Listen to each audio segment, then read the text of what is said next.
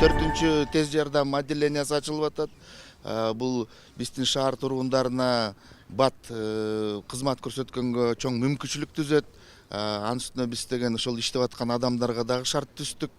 Ошол шартты 830 квадратный метр больницанын полностью ошол шаардык бюджеттен 3 миллион 600 миң сом оңдолгон. Андан тышкары мебель, ошол жабдыктардын баарына дагы 481 миң сом ошо шаардык бюджеттен коротконбуз. Бүгүнкү күндө ошол биздин шаар программасында, 4 жылдык программасында ушундай медицина кызмат көрсөткөнгө чоң шарттар түзгөнгө биздин багытыбыз бар.